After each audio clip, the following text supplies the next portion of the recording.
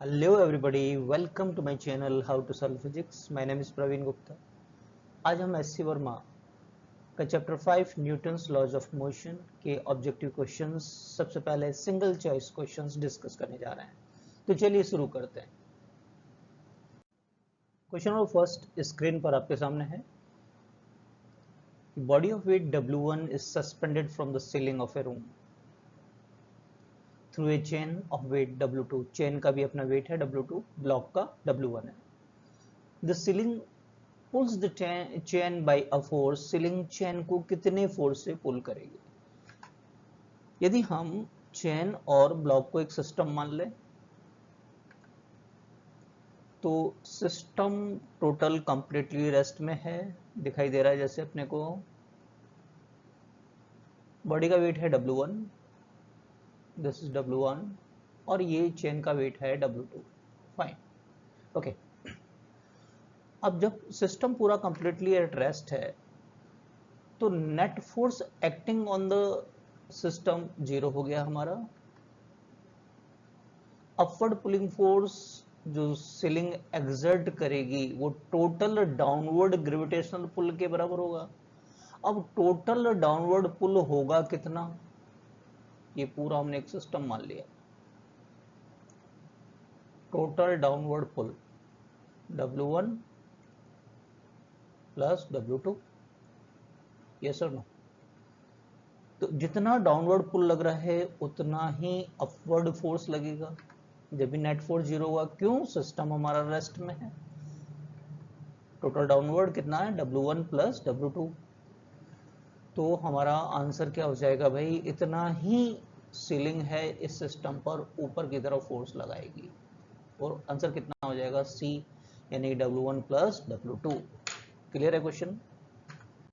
Second question पे चलते हैं कि एक हॉर्स, जैसे कि यहाँ स्क्रीन पे दिखाया गया है, एक कार्ट को पुल कर रहा है। हॉर्स फॉरवर्ड डायरेक्शन में चल पाता है तो इसे फोर्स कौन प्रोवाइड कर रहा है, ये हमसे पूछा गया है। तो सबसे पहले तो देखिए न्यूटन्स थर्ड लॉ इसमें इन्वॉल्व है। हॉर्स, या जैसे हम जमीन पे चलते हैं तो हम ग्राउंड को पीछे की तरफ पुश करते हैं, तो हॉर्स ग्राउंड को अपने पैरों से पीछे की तरफ ऐसे धकेल रहा है। ये एक्शन फोर्स हो गया। फाइन। और रिएक्शन फोर्स के रूप में ग्राउंड से मिलेगा पुश बैक। इतना ही इक्वल एंड अपोजिट डायरेक्शन में आगे चलने के लिए किसे?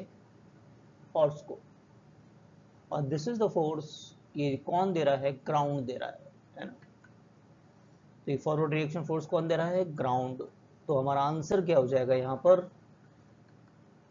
B, the ground on the horse. Horse पर जो ग्राउंड फोर्स प्रोवाइड कर रहा है, इससे ये हॉर्स आगे की तरफ चल पा रहा है। राइट।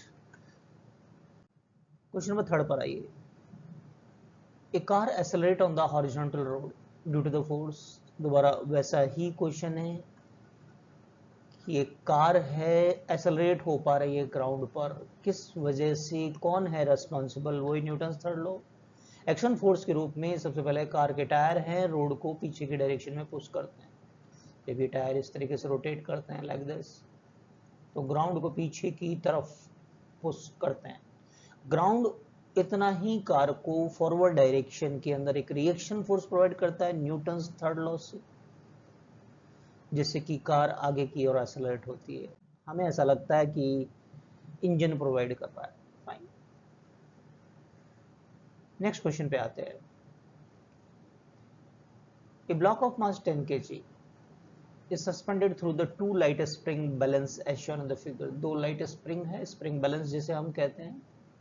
इससे एक 10 kg का ब्लॉक है वो सस्पेंडेड है। राइट। तो हमसे पूछा है कि दोनों जो वेइंग स्केल्स हैं वो कितना कितना प्रोवाइड करेंगे। वेइंग स्केल्स का मैकेनिज्म क्या होता है भाई? कि जो ये वेट यहाँ सस्पेंडेड है, ये इसे स्ट्रेच करेगा, तो जो स्ट्रेचिंग फोर्स से इंटरनल टेंशन क्रिएट होगा वो यहाँ मेजरमेंट देती है स्प्रिंग बैलेंस हमको। सबसे पहले लोअर बैलेंस की बात करें अपन, तो लोअर बैलेंस से ये पूरा का पूरा जो वेट 10 kg वेट है, 10 G न्यूटन हम कहेंगे, वो नीचे की तरफ इसको स्ट्रेच करेगा, है ना। तो इसमें जो मेजरमेंट है लोअर बैलेंस के अंदर वो 10 kg वेट बताएगा। अब अपर की बात करें, जब तक इनके मास नहीं दिए गए होते हैं, इन जनरल नहीं दिए गए होते हैं, तो हम इन स्प्रिंग बैलेंसेस को मासलेस मानते हैं। ये बिल्कुल वैसा ही बिहेव करता है जैसे कि वेटलेस स्ट्रिंग्स होती हैं। एक ही टेंशन ट्रांसमिट होता है जब वेटलेस होता है। तो जो टेंशन यहाँ 10 kg वेट बता रहा है यही ट्रांसमिट होगा सेकंड के अंदर, ये भी हमें कितना बताएगा, 10 kg वेट बोलते हैं इसको, है ना। ये भी 10 kg वेट बताएगा, लोअर वाला 10 kg वेट और अपर भी कितना आएगा 10 kg वेट। तो हमारा आंसर क्या हो जाएगा, दोनों का आइडेंटिकल होगा और आंसर अपन क्या करेंगे कि दोनों के दोनों स्केल हमारे 10 kg वेट बताएंगे। क्लियर है क्वेश्चन। क्वेश्चन नंबर 5 पर डायग्राम में देखिए जैसे दिखाया गया यहाँ पर कि एक इंक्लाइन प्लेन है आपके पास, स्मूथ इंक्लाइन प्लेन है, यानी फ्रिक्शन को इन्वॉल्व नहीं करना है। और आपसे पूछा है कि ये प्लेन है, इस ब्लॉक पर कितना फोर्स लगा रहा है। तो ये प्लेन इस ब्लॉक पर कौन सा फोर्स लगाएगा, नॉर्मल रिएक्शन, यानी हमें नॉर्मल रिएक्शन की वैल्यू फाइंड करनी है। ठीक है, तो चलिए हम एफबीडी बनाते हैं ब्लॉक बी का। ठीक है, ए को वेज कह दिया हमने, जो इंक्लाइन प्लेन है उसे। ये ब्लॉक हमारा बी, नॉर्मल रिएक्शन की वैल्यू हमें फाइंड आउट करनी है।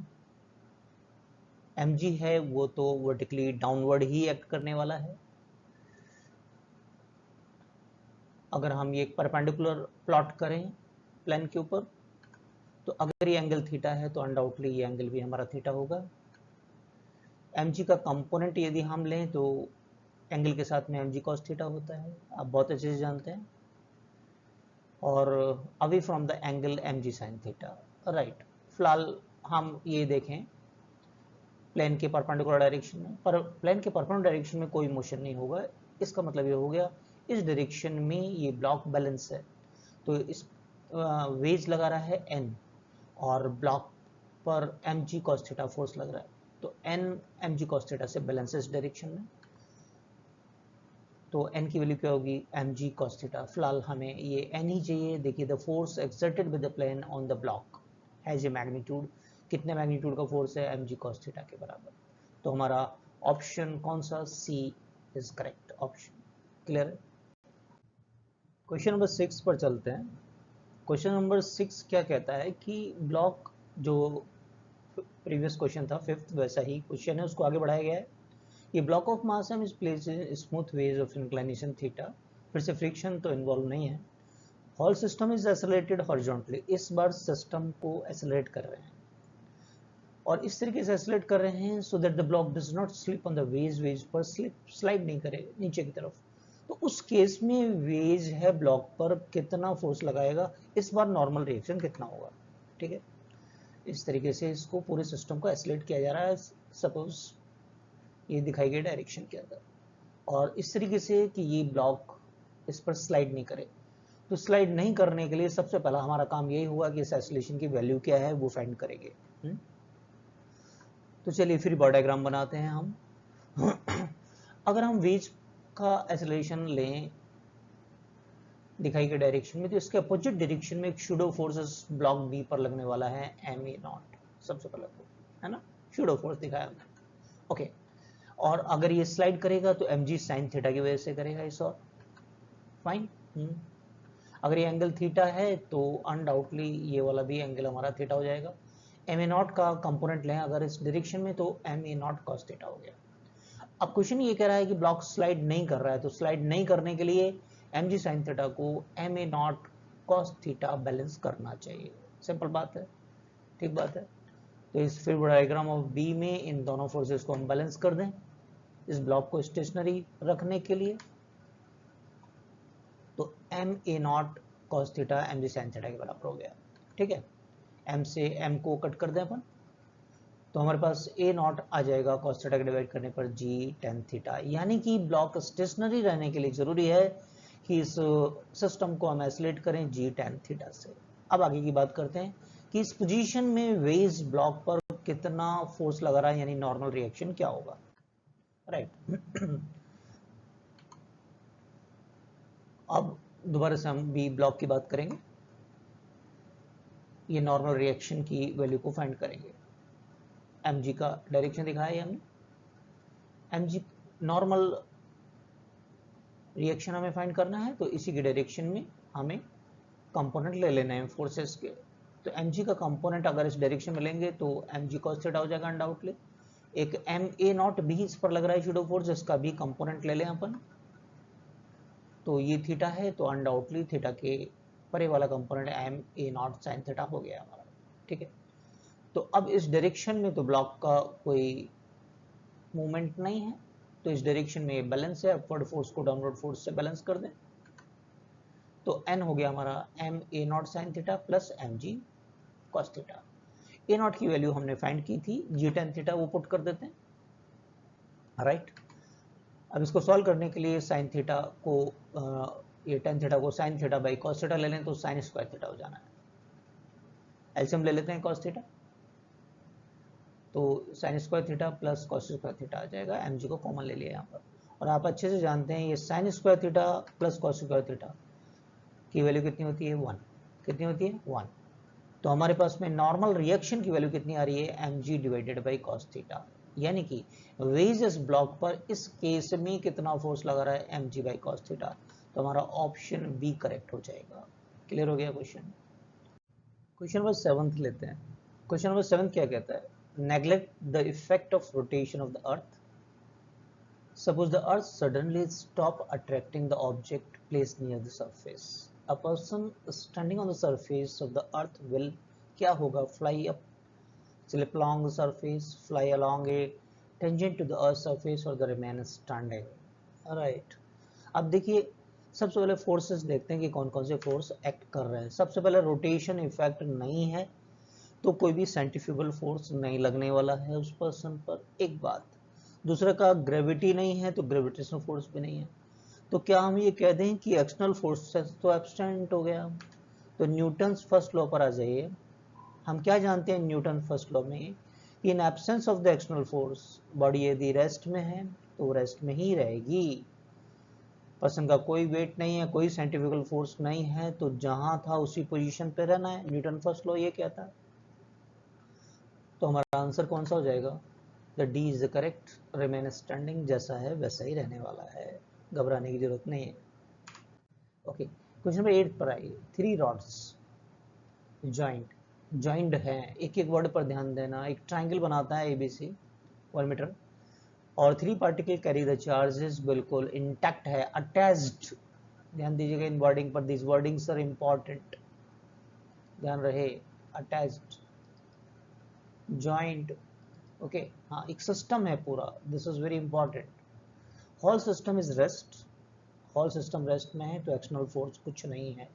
Resultant force on the charge particle at A has the magnitude, A किसी को मान लेते हैं अपन से, this is the A particle, इस पर बात हो रही है ना, राइट। तो सबसे पहले entire system state of rest में है, क्वेश्चन ने बोला है inside the inertial frame of reference. तो पार्टिकल रेस्ट में है, एक्सेलरेशन नहीं होगा, कितना होगा, एक्सेलरेशन है 0।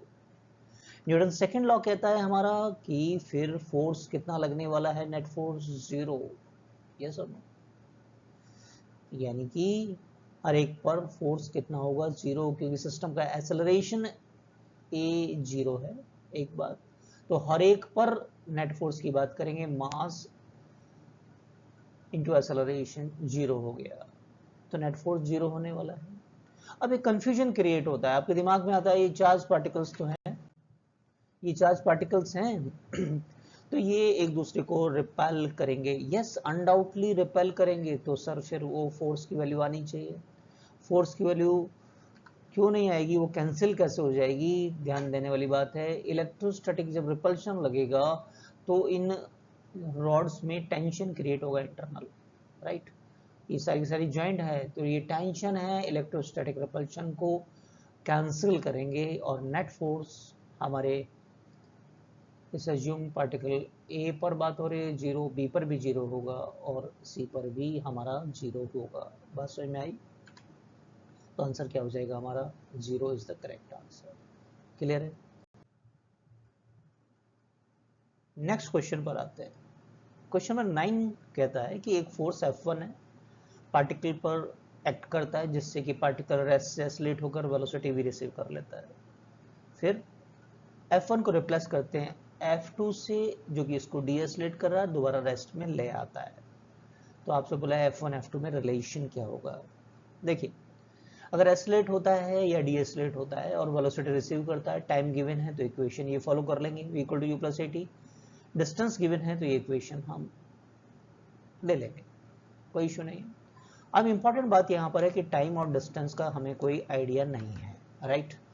तो F1 F2 इक्वल हो सकते हैं यदि ये टाइम या डिस्टेंस हमारी इक्वल हो। टाइम दोनों केसेस में एक्सेलरेशन का और डीएक्सेलरेशन का इक्वल हो। इस तरह से डिस्टेंस, एक्सेलरेशन और डीएक्सेलरेशन का इक्वल हो तो उस केस में ए इक्वल हो जाएगा। ए इक्वल होने पर F1 F2 इक्वल हो जाएगा। एम ए होता है फोर्स, तो सीधी सी बात है। लेकिन ये हमें गिवन नहीं है कि टाइम के बारे में कोई इंफॉर्मेशन नहीं है, डिस्टेंस के बारे में कोई इंफॉर्मेशन नहीं है। F1 F2 अननोन है, राइट। तो ये हम क्या कहेंगे, में इक्वल हो सकते हैं अगर ये टाइम एक्सेलरेशन और डीएक्सेलरेशन का इक्वल हो या डिस्टेंस एक्सेलरेशन और डीएक्सेलरेशन का इक्वल हो। तो हमारा ऑप्शन क्या हो जाएगा, B is the correct option. ठीक है, depends on the parameter time and distance. Question number 10 पर आते हैं। Two particles A B are thrown upward with the same speed. A की इनिशियल स्पीड यूज से the mass of A is greater than B. Suppose air exist constant and equal force of resistance on the two body. ठीक है, viscous force air का काम कर रहा है जो कि opposite to the direction of the velocity होता है, राइट। ऊपर अगर हम थ्रो करेंगे तो डाउनवर्ड लगेगा और डाउनवर्ड अगर पार्टिकल आएगा तो ऊपर की तरफ लगेगा। बिल्कुल फ्रिक्शन की तरह से होता है, रिलेटिव मोशन को अपोज करता है। तो ध्यान रहे, opposite to the motion air का विस्कस या रेजिस्टेंस काम करने वाला है। ओके, अब दोनों पार्टिकल्स का इनिशियल स्पीड समान है, इट्स ओके। ग्रेविटी और एयर रेजिस्टेंस की बात करें अपन, दोनों के दोनों होंगे डाउनवर्ड डायरेक्शन के अंदर। क्यों, पार्टिकल ऊपर की तरफ जा रहा है तो ग्रेविटी तो नीचे काम करेगी और एयर रेजिस्टेंस मोशन के अपोजिट डायरेक्शन में काम करता है, लाइक द फ्रिक्शन। ओके, तो इनके मोशन में, अपवर्ड मोशन में एक रिटार्डेशन काम करेगा, एक तो जी प्लस और एयर रेजिस्टेंस मान लेते हैं F divided by M, G plus F by M. ठीक बात है, ओके। तो हमने देखा कि टोटल डाउनवर्ड रिटार्डेशन था जी प्लस एफ बाई एम। फिर हमें पता है कि ए का मास बी से ज्यादा है, राइट। तो ये वाली जो टर्म है ये कम हो गई, तो रिटार्डेशन ए के लिए कम हो गया हमारे पास में, यस और नो। अब मैक्सिमम हाइट की कैलकुलेशन कर लें थर्ड इक्वेशन ऑफ मोशन से। टॉप मोस्ट पर वेलोसिटी 0 हो जाएगा, रिटार्डेशन है तो -a कह दिया हमने और मैक्सिमम हाइट को h कह दिया। तो हमारे पास में h आ जाने वाला है u²/2a और a की वैल्यू हमारे पास में है। तो उसमें हमने ये देख रहे हैं कि जो रिटार्डेशन है वो a के लिए कम है। रिटार्डेशन a के लिए कम है तो h a के लिए ज्यादा होगा, यस और नो, फाइन। तो हमारे पास आंसर क्या हो जाएगा भाई, the B is the correct answer, yes और नो। क्लियर है सभी को। क्वेश्चन नंबर 11 पर चलते हैं। क्वेश्चन नंबर 11 क्या कहता है कि एक smooth wedge A is fitted in a chamber hanging from a fixed ceiling near the surface. A block B placed on the top of the vase takes the time capital T to slide down the length of the vase. नीचे जब तक fit है, stationery है veg, उस पर एक block slide होकर नीचे आने में टी टाइम लेता है। अब situation change. If the block is placed at the top of the vase and the cable supporting the chamber is broken, cable जिसने चैम्बर को संभाल रखा है वो किसी एक स्टैंड पर टूट जाता है, अब ब्लॉक का क्या होगा, क्या टाइम लगेगा। तो देखिए, जब केबल टूट जाएगा तो एंटायर चैम्बर, वेज, ब्लॉक सब फ्री फॉल के स्टेट में होंगे, सब जी से नीचे की तरफ आएंगे टुवर्ड द अर्थ, यस और नो। अब होगा क्या, वेज और ब्लॉक का जो एक्सेलरेशन है डाउनवर्ड है, नीचे की तरफ है, एक ही रेट है दोनों का। तो फिर हम non inertial frame of reference में बात करें फॉलिंग चैम्बर में, तो ब्लॉक पर जो अपवर्ड सूडो फोर्स लगेगा mg वेज की वजह से, वो एग्जैक्टली डाउनवर्ड जो ब्लॉक का वेट है mg से वो कैंसिल हो जाएगा, है ना। mg शूडो फोर्स लगेगा ब्लॉक पर अपवर्ड और mg ब्लॉक का वेट वो कैंसिल हो गया। अब नेट फोर्स ब्लॉक पर हो गया 0। तो फर्स्ट लॉ ऑफ मोशन क्या कहता है कि वो जो रेस्ट में रहेगा, ब्लॉक जहां पर है वहीं पर वेज की पोजीशन पर, इनिशियल पोजीशन पर दिखाई देगा। इसलिए हमारा ऑप्शन क्या हो जाएगा, सी। क्लियर है। नेक्स्ट क्वेश्चन 12 पे चलते हैं कि इमेजिनरी एटमॉस्फेयर जिसमें कि air exit is small force F on any particle in the direction of the particle motion. ठीक है। Particle of mass m projected upward takes the time t1 in reaching the maximum height, t2 returns journey में। ठीक है। Imaginary atmosphere बोला है, in general air का resistance opposite to the motion होता है ना। लेकिन हमें क्वेश्चन के अकॉर्डिंग चलना है। अपवर्ड जर्नी को टैकल करते हैं जिसमें कि टाइम t1 बोला गया है। पार्टिकल मूव्स अपवर्ड, तो इमेजनरी एटमॉस्फेयर है फोर्स, वो अपवर्ड डायरेक्शन में काम करेगा, ग्रेविटी डाउनवर्ड काम करेगी। ठीक बात है। तो नेट डाउनवर्ड जो एक्सेलरेशन होगा अपोजिट टू द मोशन वो हो जाएगा mg माइनस एफ, तो फोर्स हो गया, यस और नो। mg नीचे की तरफ है और अपवर्ड मोशन है तो f ऊपर की तरफ है, तो नेट फोर्स डाउनवर्ड हो गया mg minus F divided by m।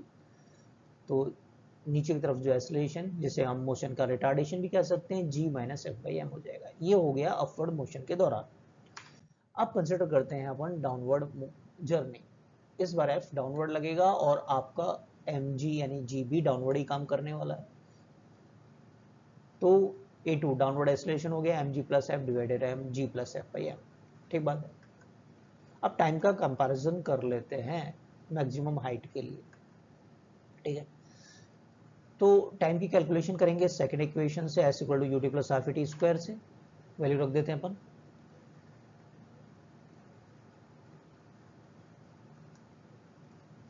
तो हमारे पास में यहाँ से t की वैल्यू दोनों केसेस में ये आ जाएगी twice h over a, right. t1 twice h over a1 बोलेंगे और इसी तरीके से t2 को बोल देंगे ट्वाइस h ओवर a2। अब देख लीजिए a1 a2 को कंपेयर कर लेते हैं, कौन सा ज़्यादा है आपका, सेकंड केस में ज़्यादा है, तो इनडायरेक्टली t1 आपका ज़्यादा होगा t2 से, यस और नो। तो आंसर क्या हो जाएगा, be the correct answer. Clear. Question number 13 पर आते हैं। A person standing on the floor of an elevator drops a coin, coin को गिराता है, coin reaches the floor of the elevator in the time t1 यदि elevator आपका stationery है। Second case में जब वो यूनिफॉर्मली मूव कर रही है यानी कांस्टेंट वेलोसिटी से, तो टाइम t2 लगता है।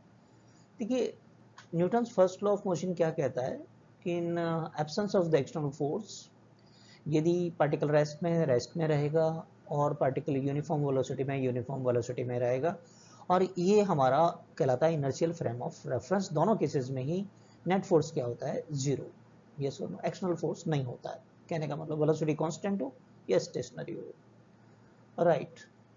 तो हमारा यहाँ पर दोनों केसेस हैं इनर्शियल फ्रेम ऑफ रेफरेंस के, तो जिसमें शूडो फोर्स एक्ट नहीं करेगा। दोनों केसेस में ही हमारे कॉइन पर केवल डाउनवर्ड डायरेक्शन में जी एक्सेलरेशन एक्ट करने वाला है, राइट। तो time of fall square root of 2h by g ही आने वाला है, इसलिए हमारा ऑप्शन क्या होगा, ए t1 इक्वल टू t2। क्योंकि पहले केस में क्या है, कोई भी एक्सेलरेशन नहीं है, एक्सेलरेशन नहीं है तो नॉन इनर्शियल फ्रेम नहीं है, इनर्शियल फ्रेम में कोई भी शूडो फोर्स नहीं करेगा, जी प्लस माइनस ए कुछ नहीं करना है अपने को। सेकंड केस में यूनिफॉर्म वेलोसिटी है या कांस्टेंट वेलोसिटी है इसका, तो भी एक्सेलरेशन जीरो हो गया, तो शूडो फोर्स नहीं है, तो भी एक्सेलरेशन डाउनवर्ड जी ही रहना है। तो दोनों केसेस में t1 t2 इक्वल होगा। क्लियर है। नेक्स्ट क्वेश्चन पे चलते हैं। A free uranium 238 nucleus kept in a train emits a alpha particle.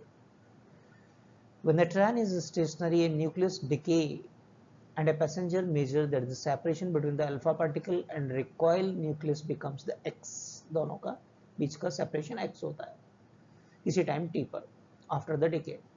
फिर if the decay takes place while the train is moving with the uniform velocity, previous question जैसा हो गया, क्योंकि दोबारा से कोई एक्सटर्नल फोर्स नहीं होगा, इस केस में भी दोबारा ये हमारी ट्रेन जो होगी इनर्शियल फ्रेम ऑफ रेफरेंस ही कहलाएगी। पहले केस में यदि x है तो दोनों दूसरे केस में भी x ही रहना होगा, क्योंकि दोनों केसेस में ही ट्रेन का एक्सेलरेशन कितना है, 0। हमारी ट्रेन क्या है, इनर्शियल फ्रेम ऑफ रेफरेंस है। दूसरे केस में यदि आपको लगता है कि ट्रेन का कुछ वेलोसिटी है, तो हमारा अल्फा पार्टिकल और लेफ्ट ओवर पार्टिकल जो रिमेनिंग है, जिस डॉटर न्यूक्लियस जिसे कहते हैं हम, न्यूक्लियस का जो पार्ट बच जाएगा, थोरियम होगा बेसिकली, दोनों के दोनों फॉरवर्ड डायरेक्शन की वेलोसिटी v को ही रिसीव करेंगे, तो उसका इफेक्ट होगा नहीं, दोनों उतना ही पार्ट चलेंगे, तो सेपरेशन जो है वो उतना x ही होने वाला है। तो हमारा आंसर कितना हो जाएगा, C। दोनों तक क्वेश्चन नंबर 13 और 14 हमारे इनर्शियल फ्रेम ऑफ रेफरेंस से हैं, जिससे कि शूडो फोर्सेस एक्ट नहीं करेगा। तो स्टेशनरी में जो इफेक्ट होना है वही यूनिफॉर्म वेलोसिटी से हमारे फ्रेम के चलने पर होता है। तो इसलिए आंसर क्या हो जाएगा, C। इस बार भी x ही होगा। तो क्लियर हो गया सभी को। तो नेक्स्ट वीडियो में हम ऑब्जेक्टिव क्वेश्चन सेकंड लेंगे, जिसमें कि मल्टीपल चॉइसेस होते हैं, मल्टीपल आंसर हो सकते हैं। तो जो फर्स्ट टाइम आए हैं सब्सक्राइब कर लीजिए, शेयर कीजिए अपने दोस्तों को, लाइक कीजिए अगर अच्छा लगा हो तो। थैंक यू फॉर वॉचिंग, मिलते हैं नेक्स्ट वीडियो में।